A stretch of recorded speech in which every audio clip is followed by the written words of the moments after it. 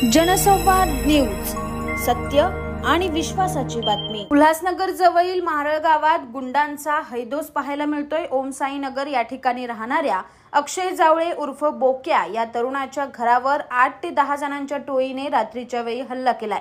ही संपूर्ण घटना सीसीटीव्ही कॅमेऱ्यात कैद झाली असून टिटवाळा पोलीस ठाण्यात फक्त एनसी दाखल करण्यात आली आहे।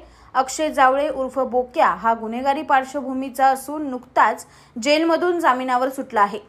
महारळ गावात वर्चस्ववादाच्या लढाईतून या ठिकाणी दररोज गँगवॉर पाहायला मिळतोय। 4 फेब्रुवारीच्या रात्री काही विरोधी गटाने अक्षयच्या घरावर हल्ला केला। यात अनेक तरुण हातात धारदार शस्त्र नाचवत गाड्यांची तोडफोड करताना सीसीटीव्ही कॅमेऱ्यात दिसत आहे। तसेच घरावर दगडफेक सुद्धा केली।